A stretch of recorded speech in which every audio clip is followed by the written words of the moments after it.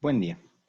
Continuando con el curso de Fisiopatología para Imagenología, en la unidad de Fisiopatología del Sistema Cardiovascular, corresponde hablar de shock. El shock básicamente es cuando la demanda de oxígeno tisular es mayor que el oxígeno suministrado. La característica principal del shock es que disminuye la utilización del oxígeno a nivel celular con una subsecuente alteración del metabolismo. Si esto no se corrige, ese fallo energético celular genera una disfunción metabólica y una falla de todos los órganos o falla multiorgánica. Aquí podemos ver en este gráfico cómo en lo que son condiciones normales, que es el reposo, el gasto cardíaco equivale a 5 litros por minuto, una saturación de 100% y una P2 de 100 para efectos de este ejemplo, tenemos el concepto de entrega de oxígeno, que es básicamente el contenido arterial de oxígeno multiplicado por el gasto cardíaco. Esto nos va a dar pues, mililitros por minuto. Y el concepto de consumo de oxígeno, que es básicamente la extracción de oxígeno de los tejidos multiplicada por el gasto cardíaco. Nosotros en condiciones normales tenemos aproximadamente de 4 a 5 veces más entrega de la que necesitamos para suplir nuestras demandas. Por ende, la tasa de extracción de oxígeno por encima de un número crítico suele o se mantiene constante. En este caso, teniendo una tasa de extracción de 25%, siendo el DO2 1000 mililitros por minuto y el consumo 250 mililitros por minuto. Puede suceder que por alguna razón empiece a afectarse alguno de los componentes de la entrega de oxígeno, ya sea todos los componentes de la ecuación del contenido arterial de oxígeno, como la hemoglobina, o la saturación, o la PO2, o que tengamos algún problema a nivel del gasto cardíaco, como mencionamos en la clase de falla cardíaca. Ambos elementos pueden afectarse sin que necesariamente se afecte haya una crisis energética. Entonces, este colchón de aproximadamente 4 veces lo que requerimos de oxígeno nos permite, junto con otros mecanismos compensatorios, sortear algunos eventos que no necesariamente califican como shock hasta que alcanzamos lo que se conoce como la entrega de oxígeno crítica o de O2 crítico, que es el punto en el que la entrega se vuelve completamente dependiente de flujo y además se ve afectada de manera significativa la tasa de extracción de oxígeno. En ese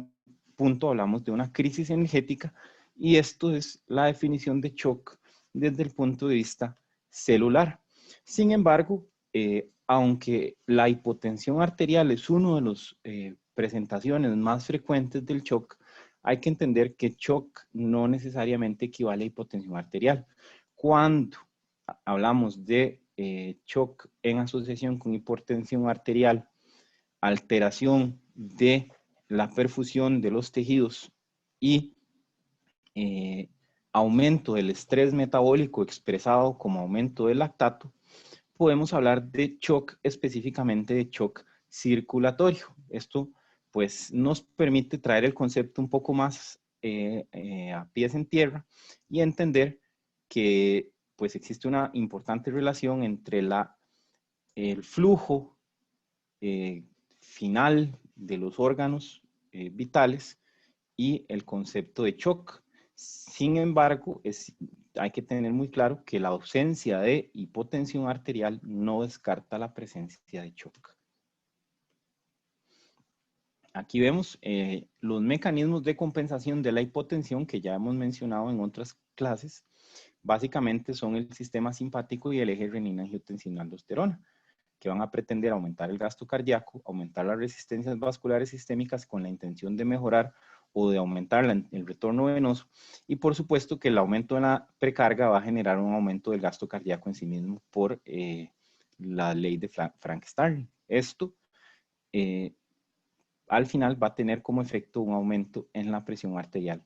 compensando el insulto original que era la hipotensión. Estos fenómenos también son los que nos van a dar la clínica del shock. Recordando que en insuficiencia cardíaca estos fenómenos ocurren de una manera más prolongada en el tiempo y su disregulación es la que provoca la clínica de insuficiencia cardíaca. Mientras que en el shock estamos viendo un proceso más agudo y más abrupto. Por ende, los mecanismos de compensación a veces son clínicamente más evidentes y los vamos a ver pues, al examen físico y analizando algunas variables sencillas, como por ejemplo, alteración en el estado de conciencia, la persona está desorientada, agitada, con las pupilas dilatadas, con aumento en la frecuencia respiratoria y cardíaca, con un aumento en la concentración de la orina y disminución en la producción de la orina, con extremidades frías, pálidas, con un color grisáceo, con aumento en lo que es los capilares visibles o lo que se conoce como llenado capilar lento o piel moteada, la presencia de hipotensión o en la disminución de la presión de pulso, la liberación de hormonas contrarreguladoras del shock, el sacrificio de la circulación de órganos no vitales. Todo esto nos va a generar las manifestaciones clínicas del shock. Tradicionalmente se habla en la medicina crítica el concepto de las ventanas del shock, que es básicamente los elementos que podemos ver y analizar a simple vista que nos permiten determinar que una persona se encuentra en un shock específicamente circulatorio, que es la alteración del estado mental, la presencia de llenado capilar lento o piel moteada pastosa y la disminución en la producción de la orina. Estos elementos exclusivamente clínicos en asociación con caída en la presión arterial nos deberían aumentar la sospecha de que nos encontramos ante un paciente que tiene shock. La clínica no se debe separar de los estudios de avanzados como hemodinámicos o de imágenes. Nosotros, por supuesto que aparte de el examen físico, podemos utilizar pruebas de laboratorio, podemos medir esta extracción tisular de oxígeno con la utilización de gasometría arterial y venosa, como hablábamos de gases arteriales en las clases de sistema respiratorio. Podemos analizar la función cardíaca, podemos analizar si el paciente tiene problemas en lo que es caída del volumen sanguíneo circulante, podemos analizar la presencia de congestión a nivel de órganos intraabdominales y todo esto nos permite pues ubicarnos rápidamente en qué tipo de shock o qué tipo de problema es el que está presentando el paciente. Tradicionalmente, el shock circulatorio se ha distribuido en hipovolémico o en el que el problema es que casi no hay volumen sanguíneo circulante y el shock es producto de falta de volumen sanguíneo. El shock cardiogénico en el que el problema es el corazón en su función de bomba específicamente. El shock distributivo que pues básicamente es la caída de las resistencias vasculares periféricas o la importante fuga capilar del tono vascular, perdón, y la presencia de shock obstructivo, que es básicamente cuando el problema es entre la circulación y el corazón en su función de bomba. Entonces, básicamente vamos a tener una situación de bloqueo de la circulación normal. Estos son tradicionalmente los 4 tipos de shock que, pues, recapitulando, distributivo por vasodilatación, hipovolémico por caída en el plasma o volumen circulante, cardiogénico por falla ventricular y obstructivo por alguna situación mecánica que impida la adecuada entrega de oxígeno. Entonces, aquí podemos ver nuevamente la clasificación y algunos ejemplos que vamos a detallar. Por ejemplo, el hipovolémico, podemos hablar del choque hemorrágico más tradicionalmente. Sin embargo, la deshidratación, las quemaduras pueden asociarse con pérdidas importantes de volumen circulante sin que necesariamente se asocie a sangrado o trauma. El shock distributivo o vasogénico tradicionalmente son el neurogénico, el anafiláctico y de manera muy importante el séptico o el que se produce en respuesta a una infección. El shock cardiogénico, que puede ser afectación de la función de bomba del corazón por arritmia, por falla cardíaca o por isquemia del miocardio. Y el shock obstructivo, que tradicionalmente pues, puede ser por un tumor, por taponamiento, por alguna obstrucción a la vasculatura pulmonar pues alguna forma mixta de obstrucción cardíaca y pulmonar, que es el neumotórax hipertensivo, también puede generar shock obstructivo. Sea cual sea el motivo, ya sea falla de bomba, caída en el volumen o vasodilatación, vamos a tener caída en el gasto cardíaco con disminución en la oxigenación tisular, hipoxia tisular, con falla metabólica, como por ejemplo metabolismo predominantemente anaerobio y caída en la producción de ATP, falla en las bombas intracelulares predominantemente de calcio, afectación de la bomba sodio-potasio ATPasa con alteración de la integridad de la membrana celular, aumentación de la función de los macrófagos con liberación de citoquinas proinflamatorias y protrombóticas, reclutamiento de neutrófilos con liberación de enzimas propias de la netosis y esto al final, pues todo nos va a generar afectación celular con muerte celular. Es importante señalar que esta flecha que dice que el metabolismo, que la acidosis láctica es derivada de metabolismo anaerobio, es un concepto completamente erróneo, pero para efectos de esta clase no viene al caso mencionar el motivo. ¿Qué vamos a tener? Pues definitivamente la caída en el gasto cardíaco puede ser la causa y eventualmente es la consecuencia del shock con los mecanismos compensatorios de la caída de la presión arterial disregulados, y esto junto con la hipoxia tisular, la falla metabólica, la afectación en el flujo vascular adecuado, son pues las consecuencias finales tardías del shock. Hablando específicamente de shock cardiogénico, realmente no se distancia mucho de lo que ya mencionamos en falla cardíaca y cardiopatía isquémica. Sin embargo, pues para términos de orden, vale la pena recapitular que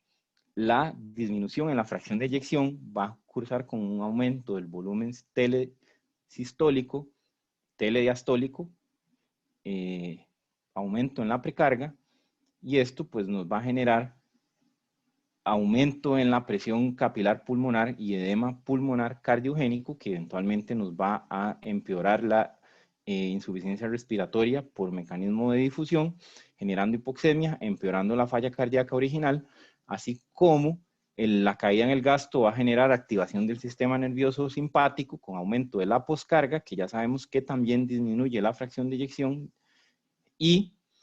con disminución de la perfusión tisular, dándonos lesión celular hipóxica con liberación de componentes inflamatorios al torrente sanguíneo y empeorando pues el shock. Al final, prácticamente todos los tipos de shock se convierten en una espiral de falla multiorgánica, cada uno pues con diferentes detonantes. Ya lo habíamos mencionado, el ciclo vicioso del shock cardiogénico, isquemia, disminución de la contractilidad, caída en el gasto, disminución al flujo, disminución de aporte al oxígeno, al miocardio y pues el círculo vicioso. En términos de shock obstructivo, ya mencionamos neumotórax hipertensivo y embolia pulmonar en clases previas. Hay que mencionar también el taponamiento cardíaco, que es el aumento del fluido en el pericardio. Esto lo vamos a revisar con mayor detalle en la clase de enfermedades del pericardio. Sin embargo, hay que entender que a la larga el aumento de la presión intratorácica y de las resistencias vasculares pulmonares o de la presión intrapericárdica, al final de cuentas, todas van a tener como denominador común una disminución del llenado del ventrículo izquierdo, con una caída del volumen sistólico, una caída del gasto cardíaco, una caída de la presión arterial y pues la clínica típica de shock obstructivo, que vamos a tener aumento de la presión venosa con distensión de las yugulares, edema periférico, falta de aire, disnea, taquipnea por edema pulmonar, taquicardia compensatoria, extremidades frías y vasoconstricción periférica por excesiva actividad del sistema simpático, alteración del estado de conciencia por disminución del flujo sanguíneo cerebral, disminución de la perfusión coronaria, sobre todo la embolia pulmonar puede generar infarto, como hemos mencionado, no solo pulmonar, sino también a nivel cardíaco por afectación de la oferta y la demanda a nivel coronario. Y por supuesto que a la larga el riñón, como mencionamos en las clases de fisiopatología renal, múltiples condiciones que disminuyan la perfusión renal y afecten la tasa de filtración glomerular nos van a dar lesión renal aguda. Con respecto al shock hipovolémico,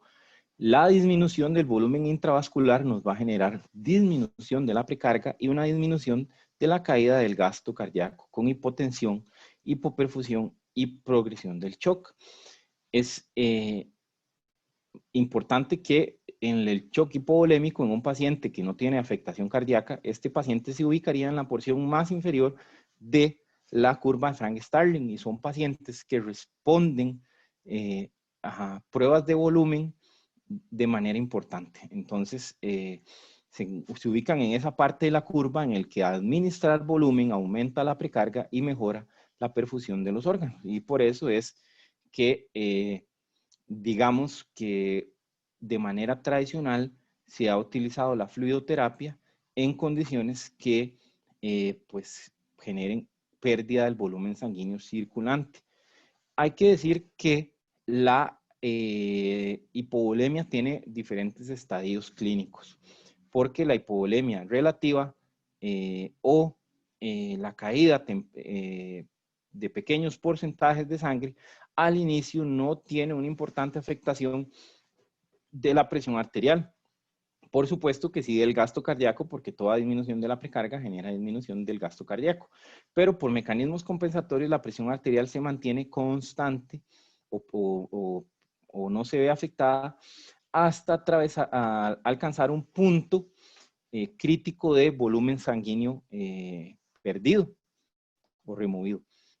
Y esto es importante tenerlo claro porque los pacientes con pérdida de volumen pueden tener la presión arterial normal y no necesariamente encontrarse sin shock o no requerir la administración de volumen como terapéutica. Entonces, por eso es que a la presión arterial hay que, pues es una herramienta, pero hay que analizar otros componentes del examen físico, aparte de los signos vitales, para poder dilucidar en qué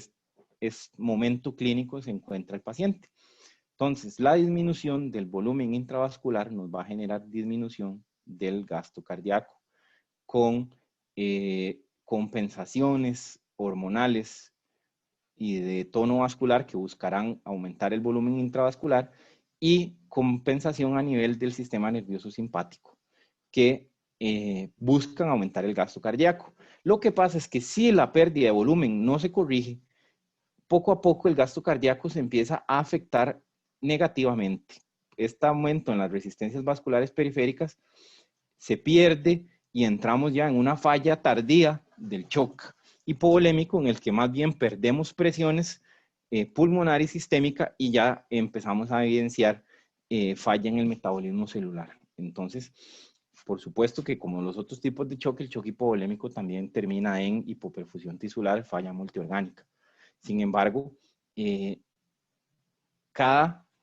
o el nivel en el que tradicionalmente se describe que se compensa la hipovolemia no es igual para la misma pérdida sanguínea, siendo las manifestaciones del shock más evidentes y más peligrosas cuando la pérdida de volumen sanguíneo circulante es mayor. Al inicio vamos a tener algo de taquicardia, vasoconstricción, inclusive podríamos tener aumento en la presión arterial. Mucho ojo que pues una presión arterial normal o elevada no descarta la presencia de pérdidas de volumen sanguíneo circulante, y podemos tener aumento en el gasto cardíaco. Entonces, la primera etapa del shock suele ser más bien lo que se conoce como una fase hiperdinámica, con aumento de la presión arterial y del gasto cardíaco. Entonces, aquí vemos un ejemplo de pues, un sangrado persistente que pues al inicio podría no ser un problema, pero en este paciente que tiene una condición quirúrgica temprana y probablemente una afectación de su coagulación, el sangrado persistente le puede llegar a producir un shock hipovolémico si no se corrige la situación. La pérdida progresiva de volumen, aquí habla de 10 a 15%. Es difícil que en la vida real podamos estimar cuánto volumen perdió una persona con exactitud por medio solamente del examen físico. Sin embargo, pues es importante tener claro que la severidad de las manifestaciones que estamos viendo se correlacionan definitivamente con la severidad del shock y la pérdida de volumen, si este es el único mecanismo. Esto pues lo vemos con mucha frecuencia en el análisis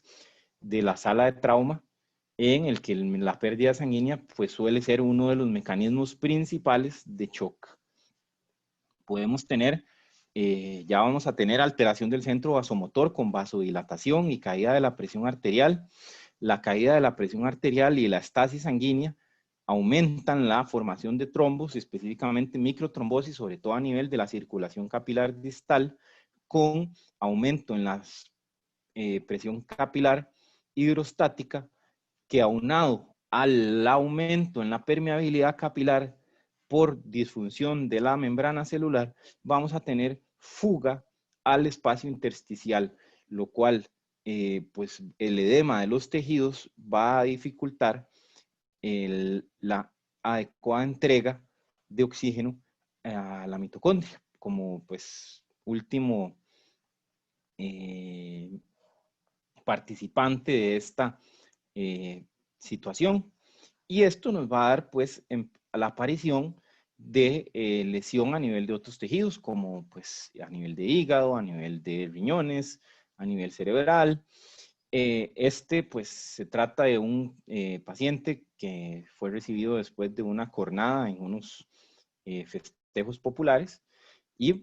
al tener una laceración completa de la arteria subclavia, ustedes imaginarán que la pérdida sanguínea en este caso fue mayor. Cuando tenemos una pérdida aguda, porque la velocidad con la que se pierde el volumen también es un determinante de la capacidad del organismo de compensar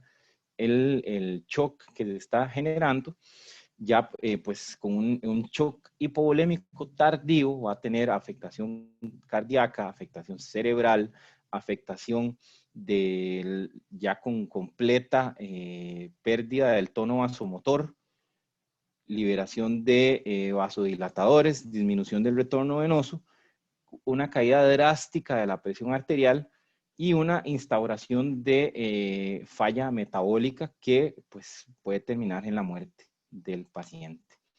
Y esto pues es una ilustración de un trauma de una severidad importante, de mucha complejidad y de una pérdida sanguínea tremendísima. Entonces, es importante revisar estos conceptos porque es el pan de cada día en los centros de salud. Con respecto al shock distributivo, es importante mencionar que el síncope o el desmayo por lo que llamamos un síncope vasovagal, es de alguna manera una manifestación de lo que ocurre cuando no se compensa el shock. Alguna situación, un olor fuerte, una situación emocional puede generar una disminución en la descarga simpática con vasodilatación y un aumento en el tono parasimpático con bradicardia y caída del gasto cardíaco. La disminución en las resistencias vasculares periféricas con disminución del gasto cardíaco pueden generar transitoriamente hipotensión con disminución del flujo sanguíneo cerebral y pues la persona puede presentar un desmayo o síncope. En este caso, lo que se conoce un síncope vasovagal. Sin embargo, en el shock neurogénico podemos tener una pérdida significativa de balance entre el tono simpático y el tono parasimpático. Esto pues genera vasodilatación masiva, pérdida del tono vascular, disminución de las resistencias vasculares periféricas, inadecuado retorno venoso con inadecuado gasto cardíaco, disminución de la perfusión tisular y alteración del metabolismo celular como pues punto final del shock. Esto del shock neurogénico suele verse en pacientes con lesión a nivel de médula espinal. Es importante recordar que en lo que son las reacciones de tipo alérgico, existe una reacción mediada por anticuerpos de tipo IgE, que es la que se conoce como reacción anafiláctica, que es una reacción explosiva de liberación de múltiples componentes de inflamatorios producto de la exposición a un alergeno o alguna proteína que nos despierte una reacción de cuerpo extraño alérgica pues, de tipo anafiláctico. El alergeno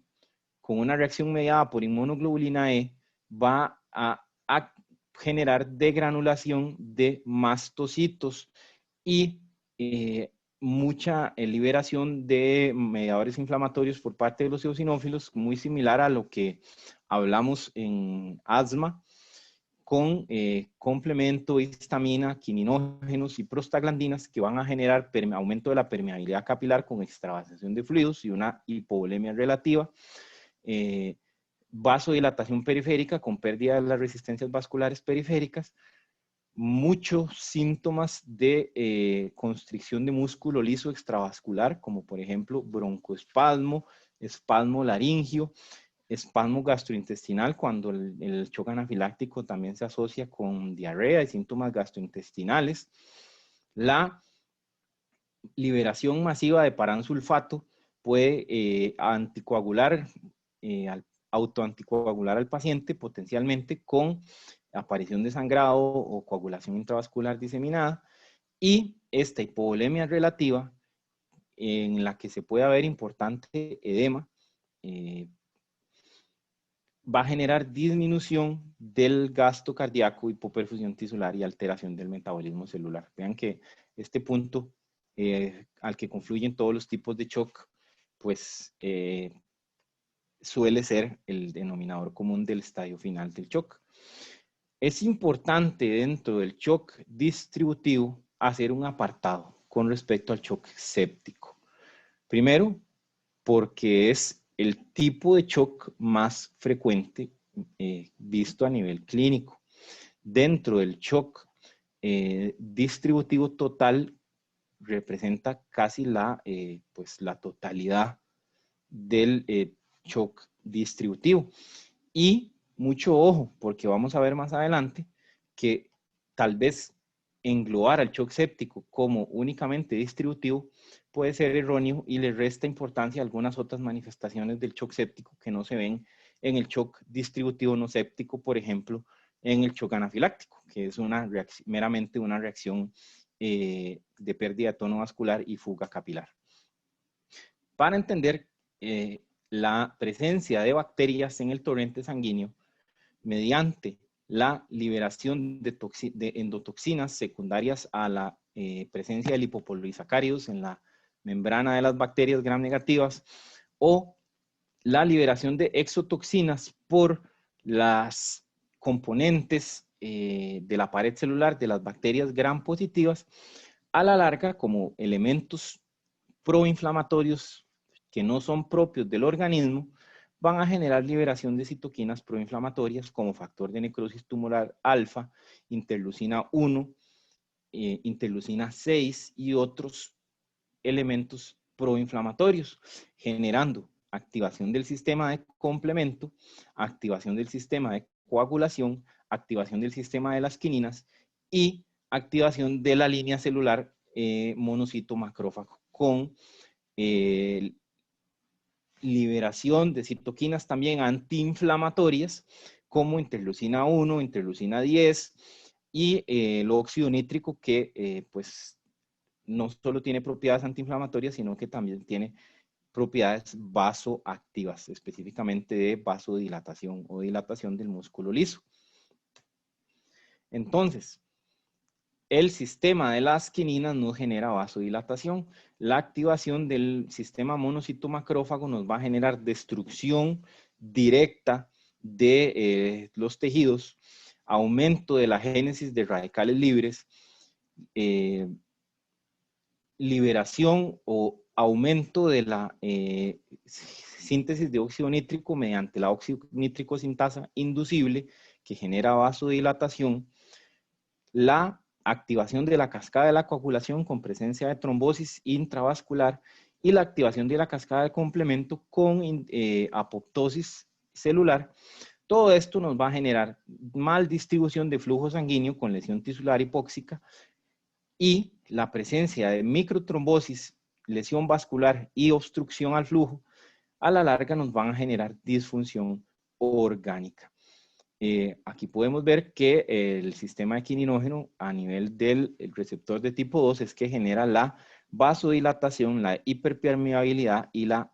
antiagregación. La estimulación de los macrófagos, principalmente mediante la génesis del factor de necrosis tumoral alfa y de interleucina 1, nos van a generar un aumento en la síntesis de óxido nítrico con vasodilatación, caída en la presión arterial secundario a la pérdida de las resistencias vasculares periféricas y además la aumentación de generación de radicales libres. Todo esto nos va a generar que el shock séptico pueda presentarse como afectación multiorgánica, con alteración del estado mental, afectación de la función respiratoria, disminución en la producción de orina como subrogado de lesión renal, aumento de la activación del sistema nervioso simpático, aumento en la actividad del sistema de coagulación, presencia de trastornos metabólicos como acidosis y el aumento de la producción de lactato, en el caso de que haya un aumento del estrés metabólico, y pobre llenado capilar como manifestación, digamos, en el lecho capilar que podemos, pues junto con todas estas otras, van a generar la muerte por falla orgánica múltiple. Y por eso es que el shock séptico tiene componentes del shock hipovolémico por fuga capilar y pobre llenado cardíaco, del shock distributivo, tanto a nivel macro como microvascular y mitocondrial, y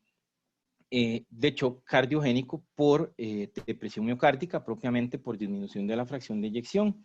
Y es importante cómo el shock séptico tardío nos puede afectar propiamente la utilización del oxígeno a nivel mitocondrial, que es otra situación que distingue al shock séptico de los otros tipos de shock. En el shock séptico, tanto la entrega como el consumo de oxígeno están afectados. Entonces tenemos una modificación en el gráfico tradicional de shock, dado que podemos tener disminución en la utilización del oxígeno por parte de los tejidos, sin que esto necesariamente sea bueno, porque lo que nos habla es de ya una afectación a nivel estructural mitocondrial, que más bien, pues, a nivel clínico nos habla de un muy pobre pronóstico, que es la disoxia o la hipoxia citopática. Entonces, pues básicamente esta diapositiva enumera los hallazgos clínicos, fisiológicos y de laboratorio del shock en sus etapas tempranas, cuando el shock se conoce como un shock hiperdinamico o estado hipermetabólico, que es el shock séptico temprano, y el, ya cuando tenemos afectación de la función celular, encontramos el shock séptico, que pues clínicamente se habla de shock frío o shock pues séptico tardío, que es cuando ya se sobrepasaron los mecanismos de compensación y estamos entrando en la falla, en la entrega crítica o en la falla celular metabólica. A manera clínica, pues podemos ubicarnos que un paciente que tiene shock circulatorio, si tiene campos pulmonares limpios a la auscultación o a la ultrasonografía, si tiene shock con ingurgitación yugular y campos pulmonares limpios, probablemente se trate de un shock obstructivo. TEP, taponamiento,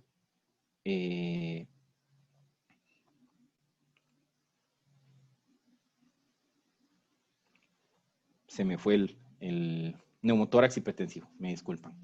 Y sin ingurgitación yugular con campos pulmonares limpios, probablemente se trata de un shock hipovolémico o un shock distributivo. ¿Por qué es importante lo de los campos pulmonares concrépitos? Porque ya sabemos que el shock cardiogénico tiene como una manifestación importante el edema pulmonar. Entonces, paciente sin ingurgitación yugular, sin presencia de edema pulmonar, es muy poco probable que tenga un shock cardiogénico. Si el paciente tiene querépitos pulmonares y no tiene datos de shock cardiogénico, pues habrá que ver de qué etiología es ese edema pulmonar, pero si estamos en el contexto de shock, pues debemos pensar que se trata de una neumonía específicamente. Y pues esa básicamente sería la clase de shock.